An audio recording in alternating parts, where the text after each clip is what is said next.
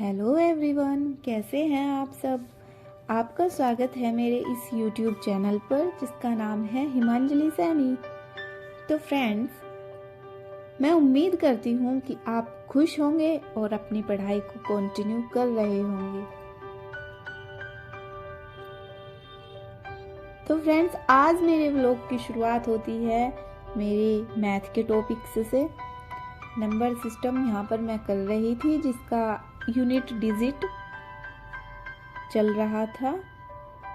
और मैं आपको बता दूं कि मैं मैथ सीटेट के लिए करती हूँ और मेरा जो मैथ है वो ठीक ठाक है, मतलब ज़्यादा बेकार भी नहीं है। मीन्स कि मैं थोड़ी वीक हूँ मैथ में, लेकिन मैं कर लेती हूँ। फ्रेंड्स, आप किस चीज़ की स्टडी कर रहे हैं प्लीज़ मुझे कमेंट में ज़रूर बताइए। मैं आपके कमेंट का इंतज़ार करूँगी। और अगर आप भी सीटेट पेपर की प्रिपरेशन कर रहे हैं तो प्लीज़ आप मुझे बताइए कि आप कहाँ कहाँ से अपने सोर्सेज को इकट्ठा किए हुए हैं और आप कहाँ से अपनी प्रिपरेशन कर रहे हैं। मैं आपको बताती हूँ कि मैं कहाँ से अपनी प्रिपरेशन कर रही हूँ सीटेट की।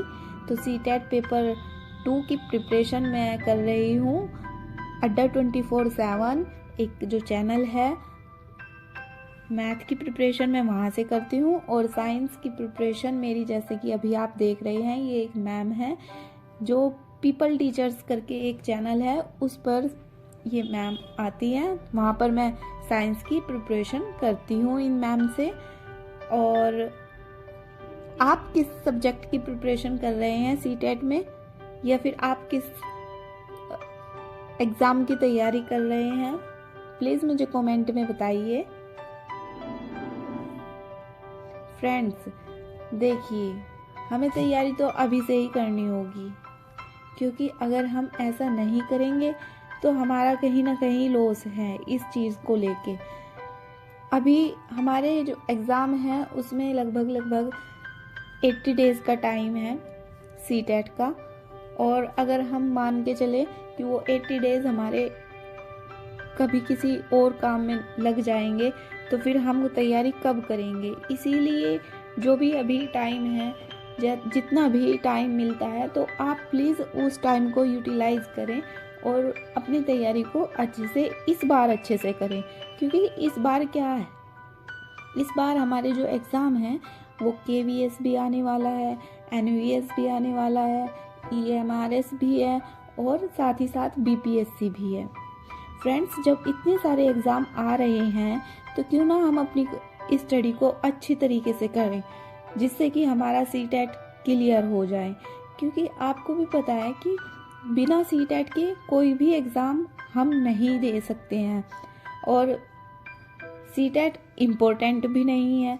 मीन्स कि सीटेट में नंबर लाने इतने ज़्यादा ज़रूरी नहीं है, बस उसमें हम क्वालिफाई हो जाए वही बहुत है। क्योंकि उसके नंबर ना तो कभी किसी सब्जेक्ट में या किसी एग्ज़ाम में जुड़ते हैं। तो इसीलिए बस आपको इतनी मेहनत करनी है कि सीटेट क्लियर हो जाए। अगर आप अच्छे मार्क्स लाते हैं सीटेट में तो और अच्छी बात है, लेकिन इतने तो करनी ही मेहनत है कि हमारा सीटेट क्लियर हो जाए। तो इसीलिए बस फ्रेंड्स, मेरा भी सीटेट वैसे तो क्लियर है। 89 मेरे मार्क्स थे पिछले सीटेट में।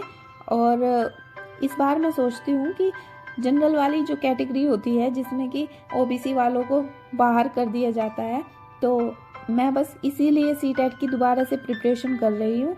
और इसमें सिर्फ मैं 2 ही सब्जेक्ट स्टडी करती हूँ और उन 2 सब्जेक्ट में मैं साइंस और मैथ्स को ही अभी रीड आउट कर रही हूँ। और फ्रेंड्स, साथ ही साथ मैं EMRS की तैयारी कर रही हूँ। EMRS में भी बहुत सारे टॉपिक्स ऐसे हैं जो हमारे BPSC में भी आते हैं और साथ ही साथ KVS और NVS में भी आएंगे। तो फ्रेंड्स, अगर आप सीटेट की तैयारी कर रहे हैं तो सीटेट के साथ मेरा ये मानना है कि आप अपने किसी अदर एग्ज़ाम की भी तैयारी करें, क्योंकि सीटेट के बाद इतनी तैयारी नहीं हो पाएगी कि हमारा जो एग्ज़ाम होगा उसमें टाइम नहीं मिलेगा ज़्यादा। तो इसीलिए जब एग्ज़ाम सीटेट का हो जाता है तब कोई ना कोई फॉर्म ज़रूर आता है, किसी न किसी वैकेंसी का नोटिफिकेशन ज़रूर आता है। जैसे इस बार आया था DSSB का, तो इस बार ये वाला मौका आपके लिए बहुत ही ज़्यादा इम्पोर्टेंट होना चाहिए। तो मैं उम्मीद कर रही हूँ कि आप CTET के साथ अपने कोई एक एग्ज़ाम की तैयारी कर रहे होंगे। तो प्लीज़ फ्रेंड्स, अगर आपने अभी शुरू नहीं की है तो प्लीज़ आप भी अपनी तैयारी किसी भी एक एग्ज़ाम की, चाहे उसमें आपको 3 सब्जेक्ट पढ़ने हो एक्स्ट्रा में CTET के साथ साथ, तो आप उसके साथ अपनी अदर एग्ज़ाम की तैयारी कर सकते हैं। या फिर आप 2 सब्जेक्ट को उठा लो अदर एग्ज़ाम के लिए, और आप उसके 2 सब्जेक्ट की तैयारी, आपको ये लगेगा जब एग्ज़ाम नोटिफिकेशन आएगा कि हाँ आपने कुछ सब्जेक्ट पढ़ चुके हैं। तो इसीलिए आप उन सब्जेक्ट पर फोकस करें, उस एग्ज़ाम पर फोकस करें जिसका आपको नेक्स्ट पेपर देना है।